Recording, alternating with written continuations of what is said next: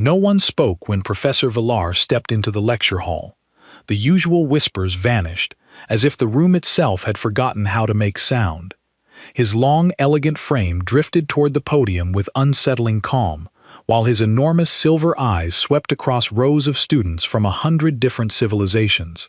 The Galactic Academy of Xenobiology had witnessed countless lectures about the deadliest creatures ever discovered. But today was different. Today, the advanced class wasn't waiting to learn about an alien monster lurking in some forgotten corner of the galaxy. They were about to study a species that had rewritten every rule of survival. And for the first time in centuries, even the brightest minds in the academy looked genuinely afraid. Doyen sat near the back, his notebook open and ready. He was one of only 3 humans in the entire academy, and after 6 months, he still found the variety of alien species fascinating. To his left sat Timon, a Rexian whose insect-like features and compound eyes made him look intimidating, though he was actually quite friendly. On his right was Jiwan, an aquatic Quellan who communicated through beautiful patterns of light that danced across her translucent skin. Today marks the beginning of your final examination. Professor Veller announced, his voice entering their minds through telepathy rather than sound. You will document the behavioral patterns of an apex predator in its natural environment. A ripple of concern passed through the classroom. Minho, a reptilian Korvath student sitting in front of Doyen, let out a small hiss of worry. His scales shifted from green to a pale yellow, which Doyen had learned meant fear. The professor continued, "You will work in groups of 4. I have already assigned teams based on your skills and compatibility." He waved a hand, and holographic lists appeared in the air, showing names grouped together. Doyen found himself paired with Tamon, Giwan, and Minho. Tamon's antenna twitched with what might have been approval. "Good team." He clicked in his natural language, which Doyen's translator earpiece converted to standard speech.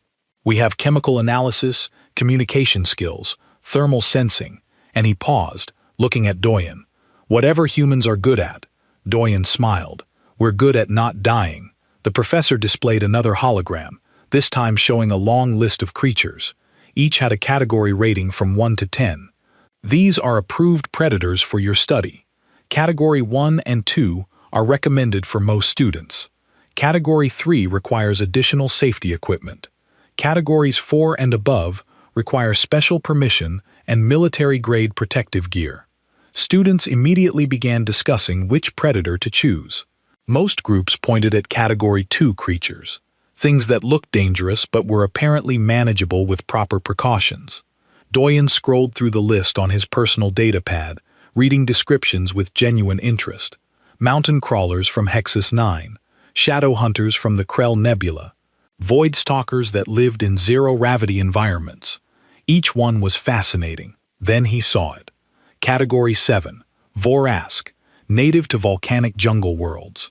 6 meters long, acidic saliva, thermal vision, enhanced hearing, ambush predator. Kill rate against sentient beings 98%. "This one looks interesting," Doyen said, turning his pad to show his teammates. Giwan's bioluminescent patterns flashed bright red, which Doyen had learned meant alarm or danger. Tamon's entire body went rigid. Minho's scales turned completely white, and he made a choking sound. "That is not interesting," Minho said, his voice shaking. "That is suicide.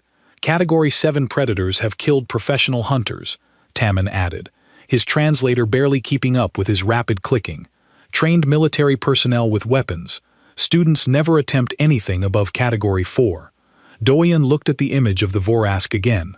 It did look dangerous with its black scales, massive claws, and rows of glowing fangs, but he had seen similar creatures before, just smaller versions. It says here they're ambush predators.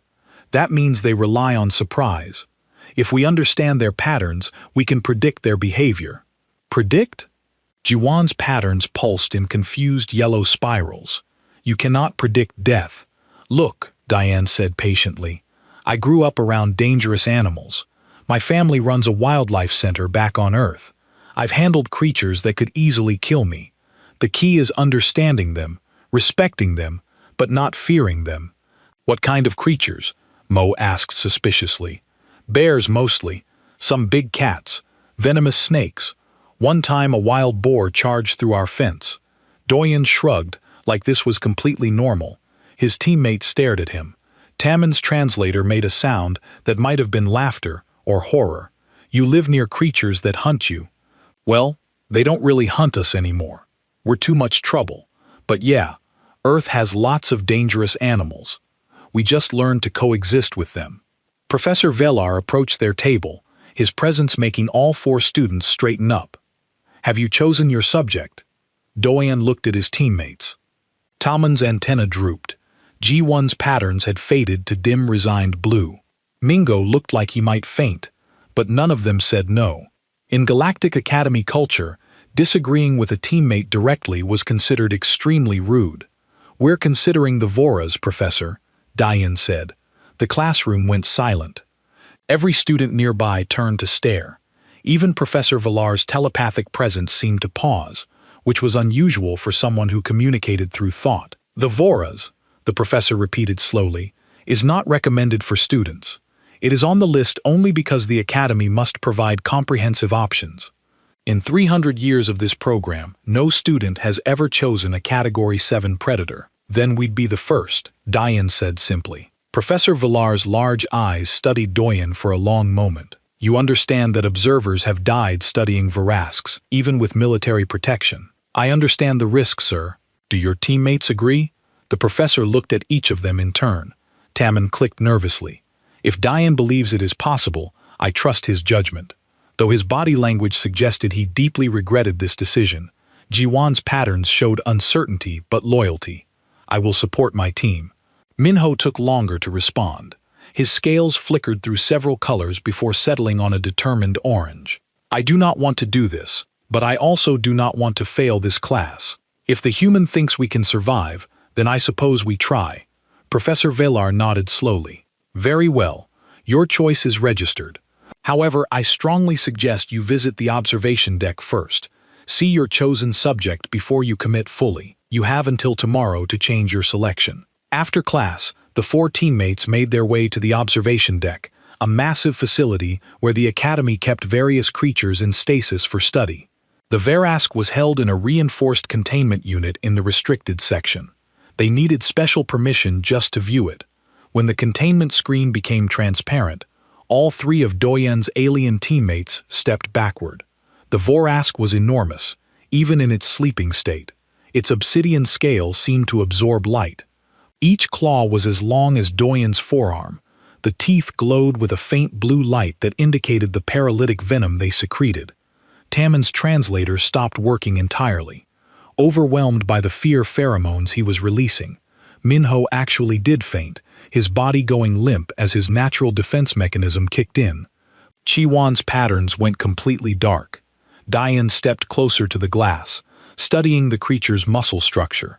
He pulled out his notebook and began sketching, noting the way its limbs were built for explosive speed, how its skull structure suggested excellent hearing, the thermal pits near its nostrils. Beautiful, he said quietly. This is going to be an amazing project. Behind him, Jiwan's patterns flickered back to life, pulsing in what her species called the color of madness. She was beginning to understand what the rest of the galaxy would soon learn. Humans were not like other species. They looked soft and weak, but something in their evolution had made them different. They saw a creature that killed 98% of those who encountered it, and instead of running, they took notes. Minho woke up a few minutes later. Please tell me I dreamed that. No dream, Tammon said, his translator working again. We are really doing this. Doyen turned from the glass, smiling with genuine enthusiasm. Don't worry, I've got experience with this kind of thing. We just need to prepare properly, understand its behavior, and respect its space. It'll be fine. As they left the observation deck, word was already spreading across campus. The human exchange student had chosen a Verask for his final project. By dinner time, half the academy knew. By the next morning, students from every species were talking about it. Some called it bravery, others called it stupidity, but everyone agreed on one thing. They would definitely be watching when Doyen and his team entered the biodome. No one had ever seen a Category 7 examination before. This would either be the most educational moment in Academy history or the quickest tragedy ever recorded.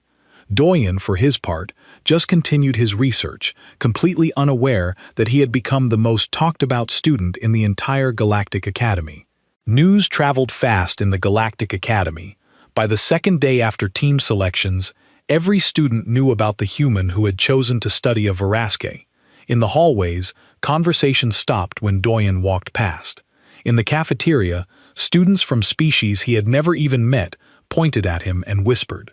Hana, his human roommate, and one of the only other humans at the academy, cornered him after breakfast. She was studying linguistics and had always been the more cautious of the two. "Are you actually insane?" she asked, switching to Korean so the translators wouldn't pick it up. "A Veraskik. Do you know how many people those things have killed?"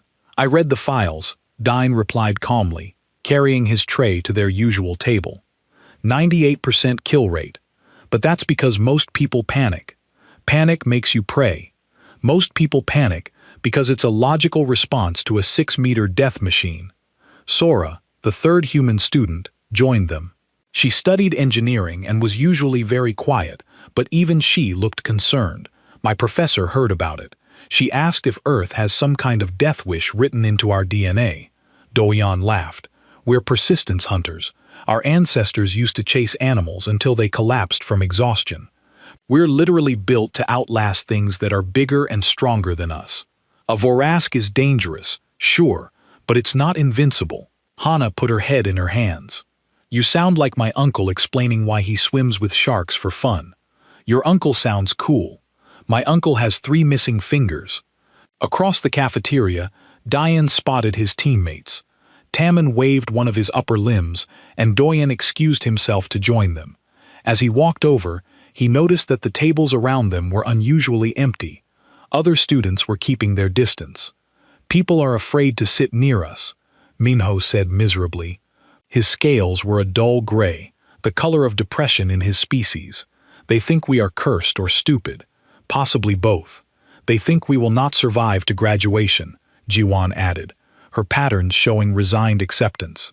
"My clutch sister sent me a message saying goodbye. She thinks these are my final days." Tammin clicked thoughtfully. "I have been researching Earth. Your planet is classified as a Class 12 death world. That is the highest danger rating in the database." "Really?" Dolgen had never bothered to check Earth's classification. "What makes it Class 12? "Everything," Tammin said simply. He pulled up his datapad and began reading. "Extreme weather patterns, dangerous radiation from your sun, tectonic instability, frequent meteor impacts in your prehistory, but mostly the native life forms." He looked at Doyen with all his compound eyes. "Your planet has more apex predators per square km than any other inhabited world in the database. That seems like an exaggeration. You have predators in your oceans that can bite a boat in half. You have land predators that hunt in coordinated packs. You have aerial predators with vision so sharp they can see a small animal from 2 kilometers away. You have predators that use venom, others that use ambush tactics, others that use pure strength." Tammin's antenna drooped, and somehow humans became the dominant species. Anyway, Jiwan's patterns flickered with curiosity. "How did your species survive?" Doyen thought about it. "We're smart. We work together. We make tools. And we don't give up easily. If something is trying to kill us, we figure out how to kill it back, or how to avoid it, or how to make peace with it." He shrugged. "Humans are adaptable. This explains much," Minho said quietly. "When you looked at the Vorask, you were not afraid. You saw it the way you see any other predator from your world. Pretty much. I mean, it's bigger than a bear and has acid spit, but the principles are the same. Learn its behavior, respect its space, and stay alert." A commotion at the cafeteria entrance made everyone look up. A group of senior students had entered, led by a large Korvath named Tajun. He was in his final year and had a reputation for being arrogant. His scales were a bright, aggressive red as he approached Diane's table. "So, this is the dead student," Tajun said loudly, making sure everyone in the cafeteria could hear. "The human who thinks he can study a Category 7 predator." Doyen looked up calmly. "Can I help you? I am trying to understand your reasoning." Tijun continued, circling the table like he was giving a lecture. Are humans simply ignorant of danger, or is this some kind of religious death ritual?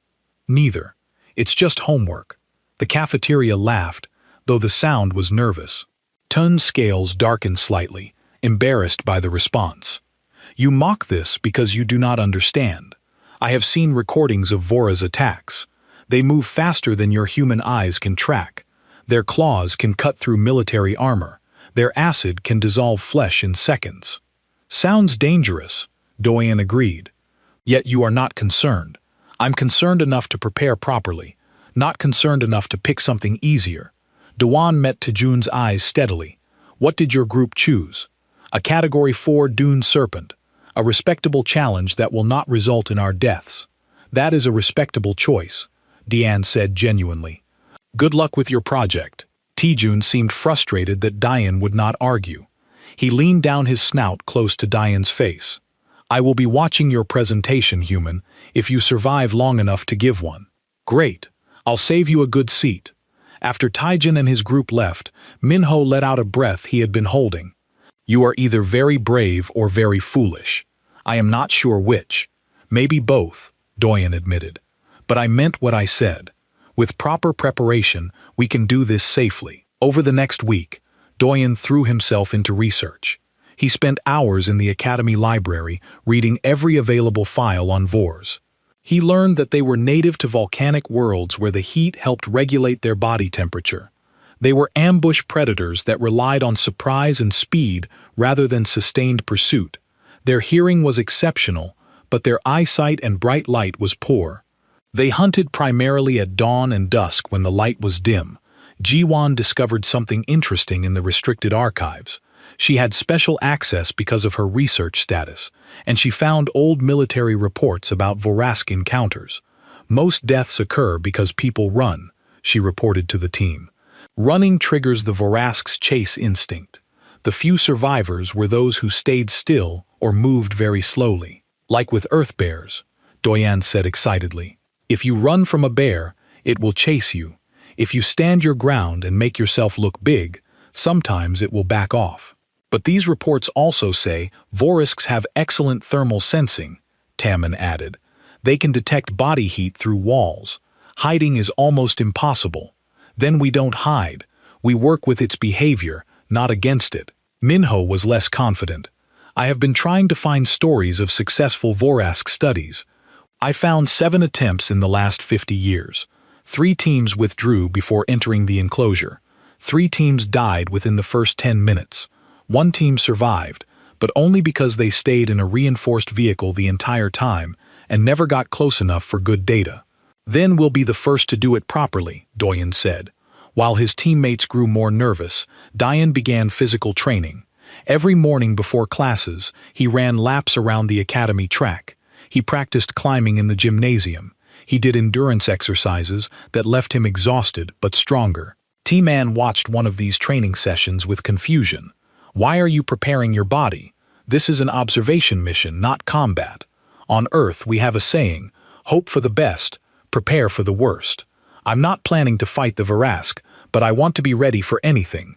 Humans are strange, Tamman clicked, but there was admiration in his tone. The breakthrough came 5 days before the exam. Diane was reviewing thermal scans of Voresk hunting patterns when he noticed something. Look at this, he told his team, projecting the data in the air. Every successful hunt happens within 20 minutes. After that, the Vorask always returns to its den. 20 minutes is their optimal hunting window, Jiwan observed, her patterns brightening with understanding. After that, they overheat. Exactly. They're built for explosive speed and power, not endurance. Their metabolism runs hot, which is why they live near volcanic heat sources, but that also means sustained activity drains them fast. Minho's scales shifted to an interested green. So, if we can avoid the initial attack, the danger drops significantly, Jian finished. We just need to survive the first 20 minutes just. Minho's scales flickered back to worried yellow. That evening, Dune found Hana in their shared quarters. She was working on an assignment, but she looked up when he entered. You look excited. Should I be worried? I figured out how to do this safely, he said, explaining his discovery about the Vors's endurance limitations. Hana listened, then shook her head with a smile. You know what's funny? Back home, people always thought humans were weak because we don't have claws or venom or armor. But we survived because we can outlast anything. We can run longer, hunt longer, work longer than almost any other predator on Earth. That's what makes us dangerous, Doyen agreed. We don't quit. Promise me you'll be careful, though. I don't want to have to tell your mother that her son got eaten by an alien lizard. I promise. Besides, Tammin is growing on me. I think we're actually becoming friends. The giant bug alien. He's not that bad once you get used to the clicking sounds. 2 days before the exam, Professor. The morning of the examination arrived with clear skies outside the Academy's viewing domes. Inside the biodome facility, the atmosphere was anything but calm. Students crowded around viewing screens throughout the campus. Word had spread that today was the day the human would face the Voresk, and nobody wanted to miss it. Doyen arrived at the preparation area early. He wore standard Academy field gear, a simple jumpsuit designed for various environments, boots with good grip, and a utility belt. On the belt he carried basic tools, a coil of strong rope, a standard field knife, a powerful flashlight, and several empty sample containers. No weapons, no armor, no protective shields, just simple equipment and his own skills. Tammin, G1, and Minho arrived soon after, looking significantly more protected. They wore environmental suits with climate control, communication systems, and emergency beacons. They would observe from a hover platform equipped with shields and a quick escape system. You should wear a suit, Minho said, for perhaps the 20th time since they had arrived. His scales were cycling through colors so fast it was making Diane dizzy. Please, I am begging you. The suit is too bulky, Diane explained patiently. I need to move freely. Besides, the Voraz's thermal vision would see me either way. The suit won't help. It has shields, which would fail after one hit from those claws. Better to avoid getting hit at all. In the observation theater above the biodome, hundreds of students were gathering. Professor Villar stood at the front with other faculty members, their expressions grave. Hana and Sora had secured seats in the front row. Hana gripped her armrest so tightly her knuckles were white. He's going to be fine, Sora whispered, though she did not sound convinced. He better be, Hana replied, or I'm going to kill him myself. The preparation technician, a small furry alien named Borum, approached Doyen nervously. The Voresk has been moved to Sector 7 Beta. That is the volcanic jungle environment. Temperature is 43 degrees standard. High humidity, limited visibility due to volcanic fog. The terrain includes lava tubes, geothermal vents, and unstable rock formations. Understood, Doyen said, checking his equipment one final time. The Predator was released 30 minutes ago to acclimate. It will be hunting ready when you enter. Borum's translator conveyed her worry. Student Doyen, I have worked here for 15 years. I have never seen anyone go into a Category 7 zone without heavy weapons. Are you certain about this? I'm certain, Dorian said with a calm smile. Thank you for your concern. Borum shook her head and walked away, muttering something in her native language that the translator rendered as, humans are insane. The hover platform lifted off, with Tammin, Jiwan, and Minho aboard. It would enter the dome first, giving them an aerial view. Doyen would follow on foot through the ground entrance. The plan was simple. Locate the Voraz, observe its behavior in its territory, and document everything while staying alive. In the observation theater, the main screen activated, showing multiple camera angles of Sector 7 Beta. The environment looked like something from ancient Earth before humans had tamed the wilderness. Twisted trees with dark leaves grew between volcanic rocks. Steam rose from cracks in the ground. The air shimmered with heat. It was beautiful and deadly. I see movement. Tammin's voice came through the communication system, slightly distorted by interference from the volcanic activity. His compound eyes were perfect for spotting details in complex environments. Thermal signature near the eastern lava tubes large. That is definitely our target. On the screen, students could see the Vorasque. It was even more terrifying in motion than it had been in stasis. Its obsidian scales reflected the red glow from the lava. Every movement was fluid and powerful. It was currently investigating the terrain, marking its territory. Professor Velar's telepathic voice reached every student in the theater. What you are about to witness is unprecedented. No student has attempted direct observation of a Category 7 predator. We have emergency extraction teams ready. If the situation becomes critical, we will intervene. That assumes there will be time to intervene, another professor muttered. Doyen stood at the ground entrance, waiting for the signal. He closed his eyes and took several deep breaths, centering himself. This was just like the time he had tracked the injured bear near his family's property, or when he had relocated the venomous snakes that had nested too close to the village. Dangerous, yes, but manageable with the right approach. The door opened with a hiss of equalizing pressure. Hot, humid air rushed in, carrying the smell of sulfur and volcanic ash. Doyen stepped through. The heat hit him immediately, but he had prepared for this. Humans were excellent at regulating body temperature through sweating. It was one of their evolutionary advantages. Where the Varask would overheat from exertion, Down could maintain activity much longer. "I'm in," he said quietly. His voice transmitted to both his teammates and the observation theater. Beginning tracking, he moved carefully through the terrain, his eyes scanning for signs. There, claw marks on a rock fresh and deep. There, a patch of vegetation melted by acid. There, a partial footprint in the volcanic ash. The Voras had passed through this area recently, probably within the last 10 minutes. Above the hover platform followed at a safe distance. Mina was providing running commentary, his voice shaking. "He is following the trail that leads to the predator. He is walking towards certain death. Have faith." Tommen clicked, though his antennae were vibrating with stress. If Down says he can do this, perhaps he can. Jiwan's patterns pulsed in rapid, anxious sequences. She was recording everything. Her species' natural ability to process visual information, making her an excellent documentarian. Doyen followed the trail deeper into the sector. He could hear the Varaskik now, a low rumbling sound like distant thunder. It was close, very close. He crouched behind a large volcanic rock and slowly peered around the edge. There it was. The Varask was magnificent and terrifying in equal measure. It was resting near a geothermal vent, absorbing heat to maintain its metabolism. Its eyes were closed, but Doyen knew better than to assume it was sleeping. Predators like this were always alert, always aware of their surroundings. In the observation theater, someone gasped. The camera view showed Doyen less than 50 meters from the creature, separated only by broken terrain and scattered rocks. It was the closest any student had ever been to a Category 7 predator outside of protected vehicles. "What is he doing?" a student whispered. "He is observing," Professor Velar replied, his mental voice carrying respect. "Watch and learn." Doyen pulled out his notebook and began sketching his movements, slow and deliberate.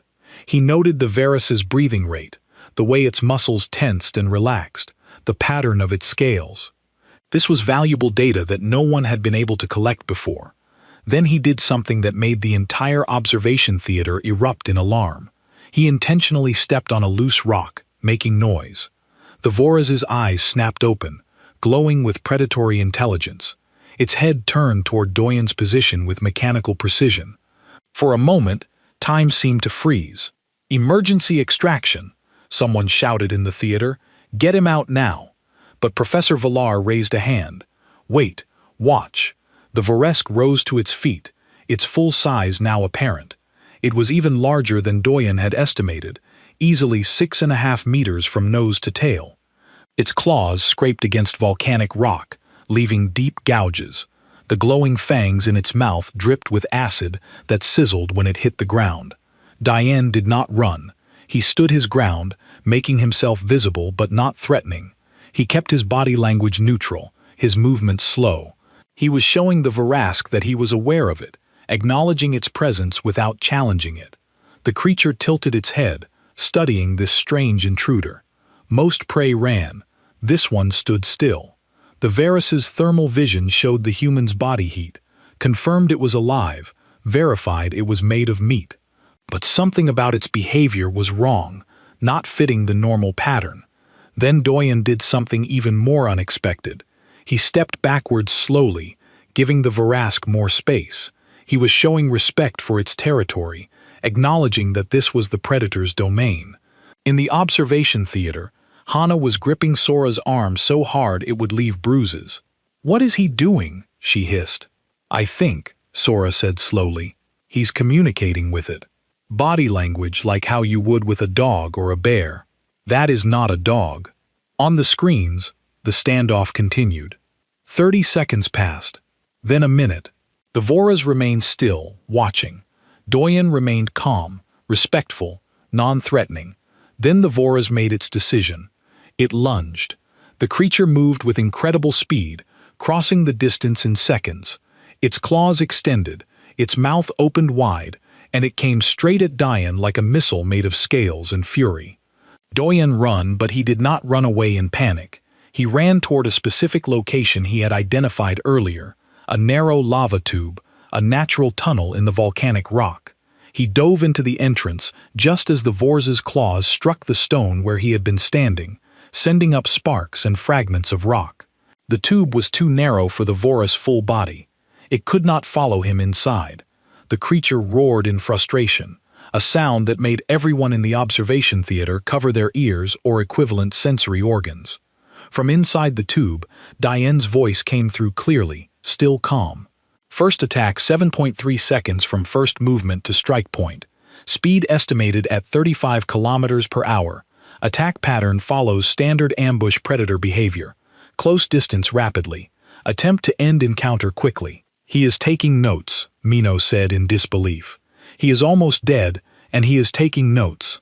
The Voresk circled the lava tube entrance, trying to find another way in. Its claws scraped against rock.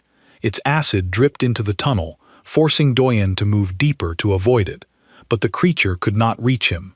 After 3 minutes of trying, the Vorosk stepped back.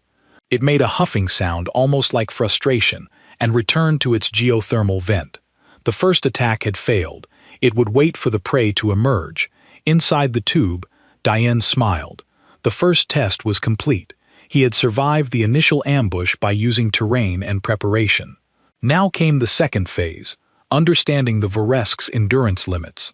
He pulled out his water container and drank slowly, staying hydrated in the extreme heat. Above ground, the Voresk waited, patient and deadly. The dance had begun. Inside the lava tube, Doyen checked his chronometer. 3 minutes had passed since the first attack. He took another slow drink of water and wiped sweat from his forehead. The heat was intense but manageable. His body was doing exactly what millions of years of evolution had designed it to do, cooling itself efficiently through perspiration. Outside, the Voras waited with the patience of a creature that had no natural predators. Its thermal vision could detect Doyen's heat signature inside the tube. It knew the prey was trapped. All it had to do was wait for the human to emerge. But Doyen was not trapped. He was studying. He moved through the lava tube quietly, finding another opening about 20 meters away. This exit was smaller, partially hidden by volcanic rock formations. He peered out carefully, observing the Vorask from a new angle. The creature was magnificent. Its scales were not just black, but seemed to shift in the light, showing hints of deep purple and blue. Its breathing was deep and regular, conserving energy. Every few seconds its head would turn slightly, tracking Doyen's position inside the tube with thermal sense. "Status update," Doyen whispered into his communicator. "I'm safe. The lava tubes provide excellent protection. The Vora's size is a disadvantage in confined spaces. Above on the hover platform, his teammates were experiencing various states of panic. Minho's scales had turned completely white and were flickering like a broken light. Jiwan's patterns were chaotic, shifting between colors so fast they blurred together. Only Tammin maintained some composure, though his antennae were vibrating rapidly. "You call that safe?" Mino's voice came back high-pitched with stress. "You almost died. Almost only counts in some games," Dorian replied using an Earth expression that the translator struggled with. "I'm ready for Phase 2. In the observation theater, Professor Villar was leaning forward with intense interest. Other faculty members were frantically taking notes. This was unprecedented data about Vorask behavior. The creature had failed its initial ambush, which rarely happened in recorded history. Hana was watching the screens with a mixture of pride and terror. "He's actually doing it," she whispered. "He's actually studying that thing." "But why is he not leaving?" asked a nearby student, a floating blob-like species that communicated through vibrations. "He could request extraction now. He has gathered data. Why risk more?" "Because he's human," Sora answered quietly. "We don't do things halfway." On the ground, Doyne emerged from the secondary tube exit. He moved deliberately, making noise to attract the Voraz's attention. The creature's head snapped around immediately, spotting him. For a moment, they locked eyes across 30 meters of volcanic terrain. Then, Doyen did something that seemed completely insane to every observer. He threw a rock at the Vorask. The small volcanic stone bounced harmlessly off the creature's thick scales. But the meaning was clear. It was a challenge, a provocation. The Vorask roared, the sound echoing across the sector, and charged again. This time, Doyen did not hide. He ran along the open terrain, choosing his path carefully. The Vorask followed at speed incredible, closing the distance with every second. But Doyen was not running randomly. He was leading the creature through specific terrain, making it work for every meter gained over a field of unstable rocks that shifted under the Voraz's weight, slowing it down through a narrow path between two large boulders that forced the creature to turn sideways around a geothermal vent that spewed hot steam, obscuring thermal vision temporarily. "He is playing with it," Tammin observed, his translator barely keeping up with his rapid clicking. "No, not playing. He is testing it, learning its movement patterns." The chase continued for 7 minutes, then 9, then 12. Diane kept moving, maintaining distance, but never quite escaping. He would slow down when the Voresk fell too far behind, speed up when it got too close. He was controlling the pace of the encounter, and the Vorask was getting tired. At 15 minutes, the creature's movements were noticeably slower. Its breathing was heavier. The volcanic environment that usually helped it maintain body temperature was now working against it. The sustained chase was causing it to overheat. At 18 minutes, the Voresk stumbled slightly, its coordination affected by heat exhaustion. At 20 minutes, it stopped chasing entirely. The creature stood in the middle of the sector, breathing heavily, its mouth open to release excess heat. It had never experienced this before. Prey did not do this. Prey either died quickly or escaped quickly. They did not lead a predator on a calculated chase designed to exhaust it. Doyun stopped running too. He turned to face the Voraz from about 15 meters away, both of them breathing hard, though Dian's breathing was much more controlled. He was sweating heavily, but his body was managing the heat efficiently. The Voraz, built for explosive speed and power, was overheated and exhausted. In the observation theater, absolute silence reigned. What they were witnessing went against everything they knew about predator-prey relationships. The human had not just survived, he had outmaneuvered an apex predator. "This is impossible," a professor whispered. "This is humanity," Professor Villar corrected. "This is what it means to be from a death world. They evolved alongside creatures like this. They learned to survive not through strength, but through endurance and intelligence." Slowly, carefully, Doyun began to approach the exhausted Vorask. Every movement was deliberate, non-threatening. He kept his hands visible, his posture relaxed. The creature watched him, but did not attack. It did not have the energy. "Doyun, what are you doing?" John's patterns flashed an alarm from the hover platform. "Getting the data we came for," he replied calmly. He circled around the Vorask, observing it from different angles.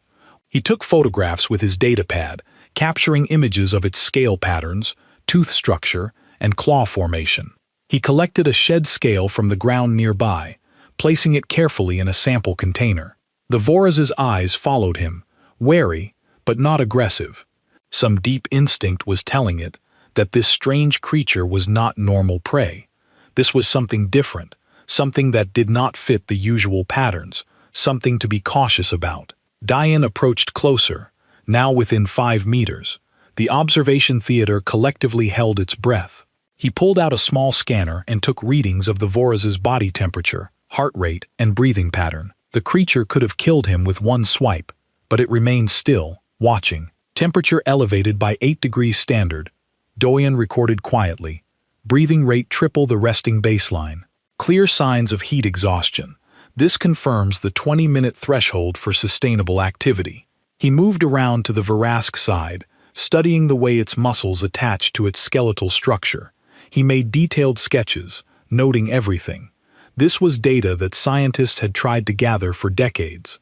Data that had cost lives to pursue. And Diane was collecting it from less than 3 meters away from a fully conscious apex predator. Finally, he did something that made even Professor Valar's telepathic presence pulse with alarm. He reached out slowly and touched one of the Vora's scales.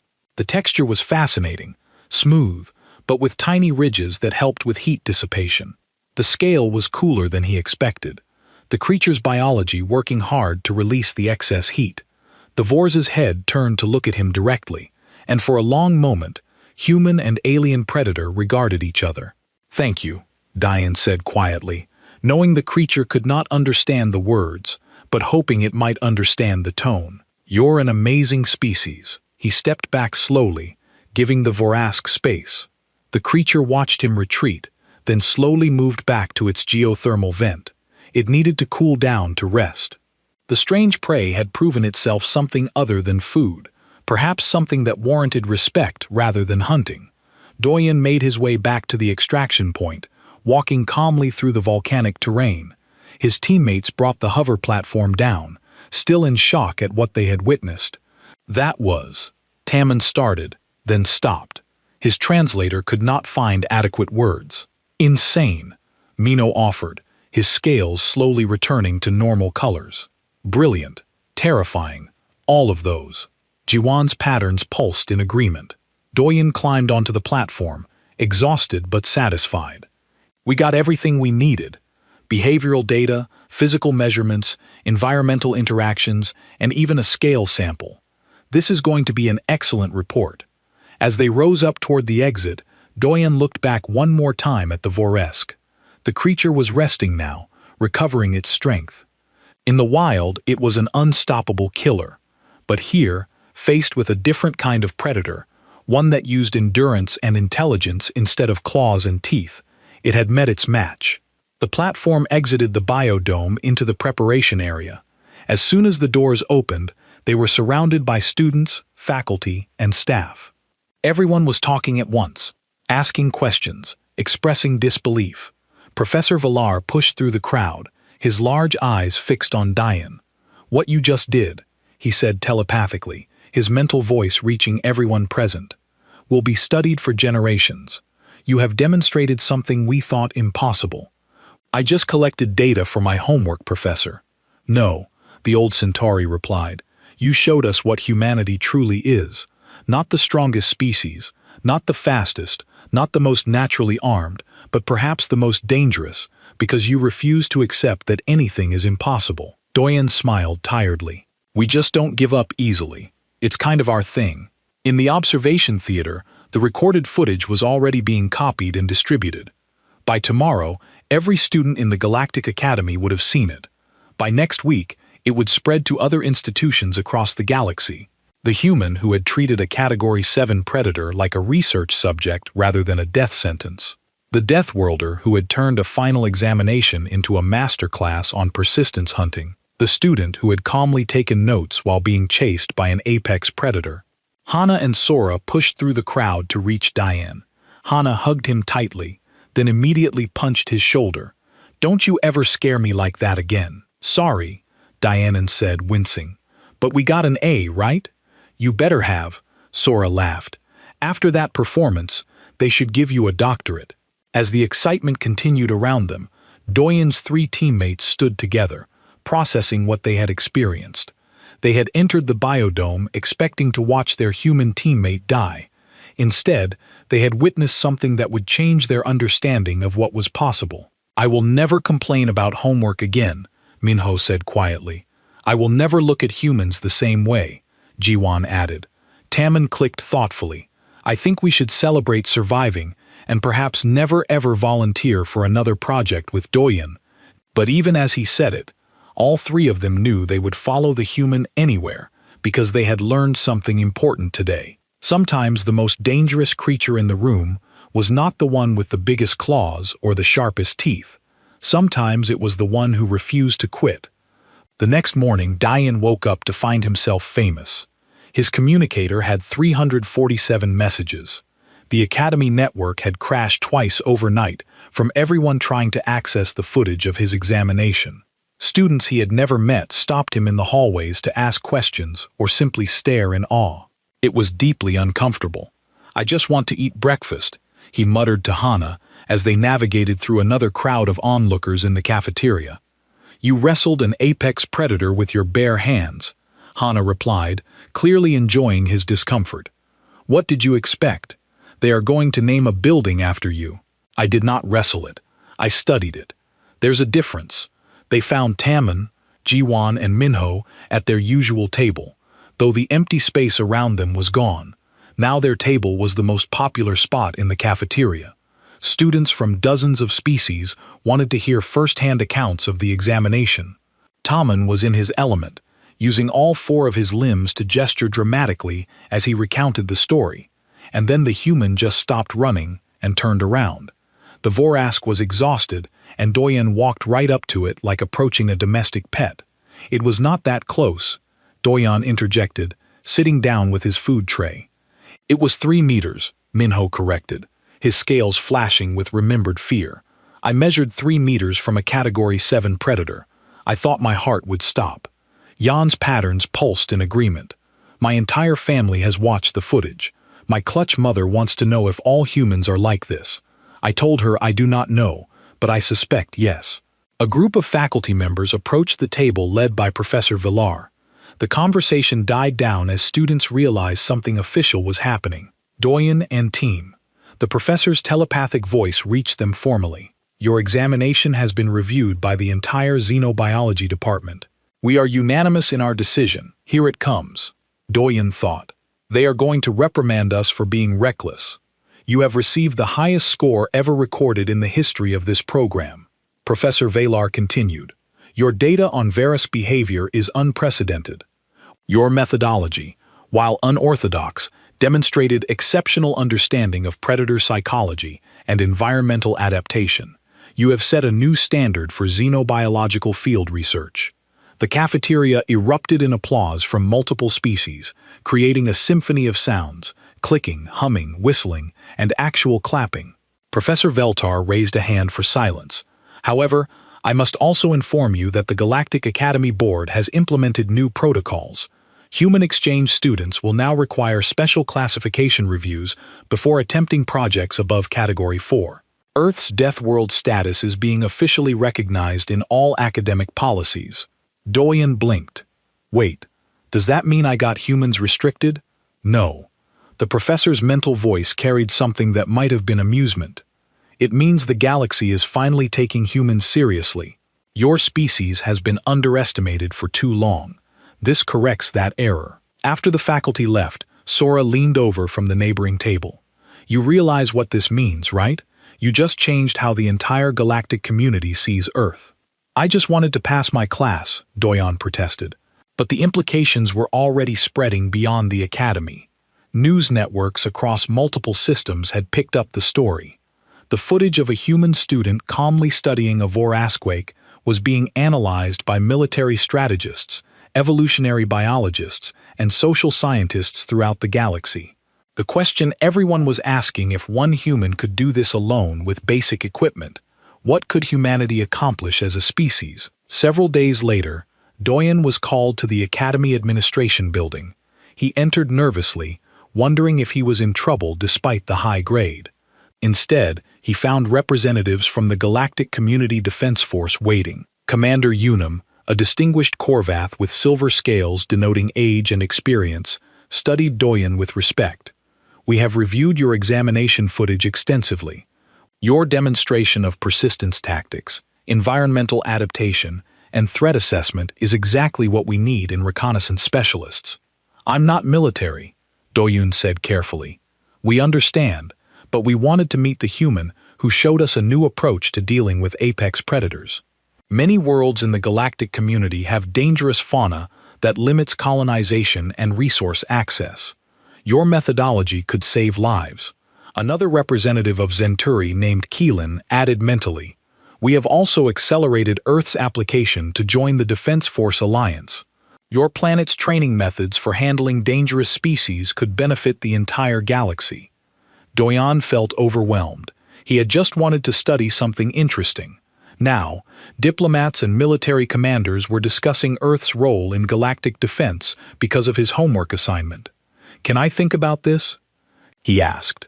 "Of course," Commander Unum said respectfully, "but know that humanity has earned recognition today, not through weapons or technology, but through demonstrating capabilities that no other species has shown." After they left, Dayuni sat alone in the administration waiting room, processing everything. His communicator buzzed, a message from his mother back on Earth. "Your father and I watched the footage. We're very proud. Also, your grandmother says you should have brought the Voresk home. She thinks it would get along with the dogs." He laughed. That was so typically his family, treating apex predators like potential pets. That evening, there was a celebration in the student commons. Dian's team was the center of attention, though Tammin was doing most of the talking. Mino had finally relaxed enough that his scales stayed a happy green color. Ji-Wan was showing anyone interested how to read her species' bioluminescent patterns. Tayo Jin, the senior student who had mocked them in the cafeteria, approached hesitantly.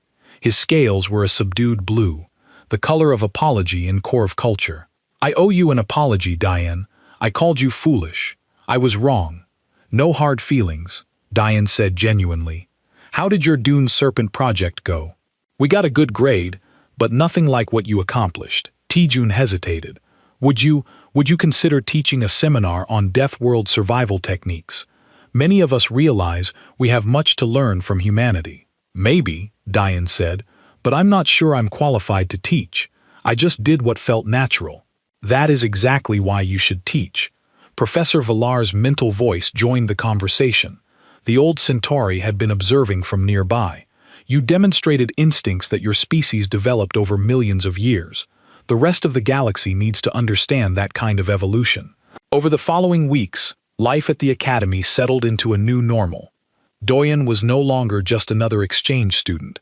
He was a symbol of what humanity represented, a species that looked soft and vulnerable, but was actually one of the most formidable in the galaxy when properly motivated. Exchange programs between Earth and other worlds expanded rapidly. More humans began arriving at the Academy, each one surprising their classmates with capabilities that seemed impossible for such a relatively weak-looking species. Hannah started a comparative evolution course, teaching alien students about Earth's biodiversity. Sora helped design new safety equipment based on human intuition about threat assessment, and Diane reluctantly agreed to occasional lectures on persistence hunting and predator behavior. His friendship with Tammin, Giwan, and Minho deepened into something rare in the galaxy. True interspecies friendship built on shared experience and mutual respect. They began working on other projects together, though by unanimous vote, nothing above Category 4 ever again. 6 months after the examination, Doyan received a message from the Vora's Preservation Society. The creature he had studied had been successfully relocated to a proper habitat world where it could live naturally. The data he had collected was being used to help establish breeding programs for endangered apex predators across the galaxy. "You saved a species," Tammin clicked when Diane showed him the message. "By refusing to fear it, you helped preserve it." "That's kind of poetic," Doyan admitted. On the 1-year anniversary of the infamous examination, the Academy held a symposium on Deathworld species and their evolutionary advantages. Doyan sat in the audience, listening to scientists discuss persistence hunting, endurance adaptations, and the psychological factors that made humans such effective survivors. Professor Villar gave the closing speech, his telepathic voice reaching everyone in the large auditorium. "We have learned much this year. We have learned that strength comes in many forms, that the most dangerous predator is not always the one with the biggest claws, that intelligence and determination can overcome almost any physical disadvantage." His large eyes found Doyan in the crowd. But most importantly, we have learned that humanity belongs among the stars, not as conquerors or warriors, but as survivors who refuse to accept that anything is impossible.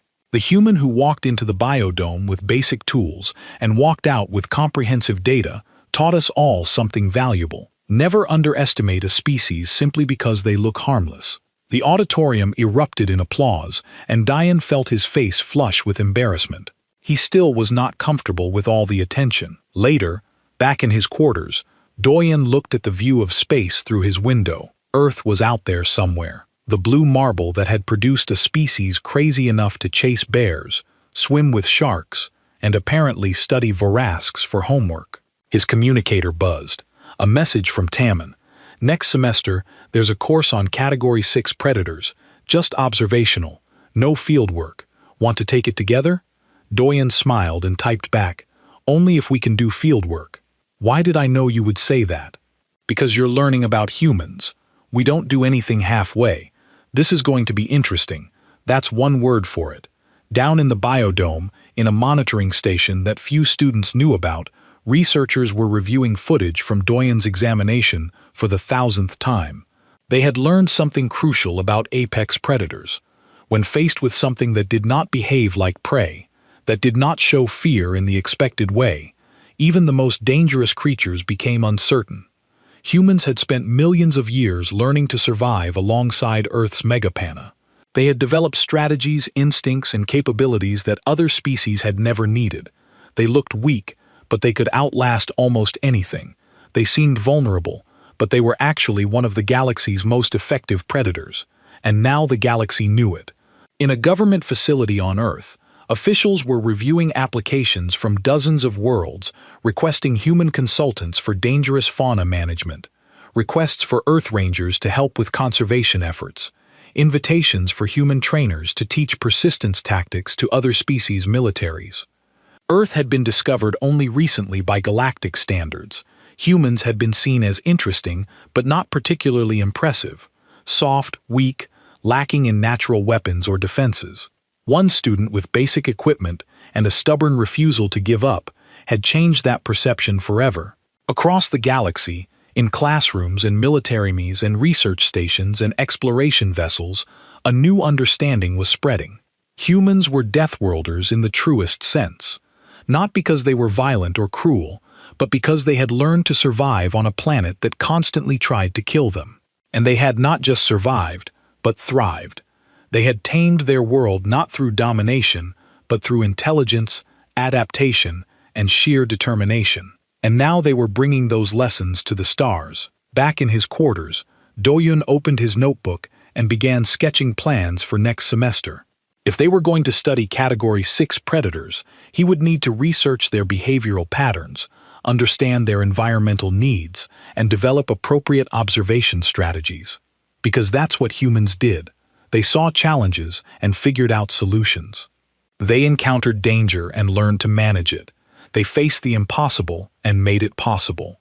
It was, as his grandmother would say, just the family way. Somewhere in a volcanic jungle enclosure, the Vorasks rested peacefully, unaware that its encounter with a human student had changed galactic history. It was just a predator being a predator, doing what millions of years of evolution had designed it to do. But it had met something unexpected that day, something that did not fit the normal patterns, something that had earned its respect through endurance and intelligence rather than strength or fear. It had met humanity. God brought you here for a reason. If you believe in the power of the human spirit, hit subscribe, join the golden age, see you among the stars, witness this. This is why God gave humans such an unbreakable will. No force in the galaxy can hold us back.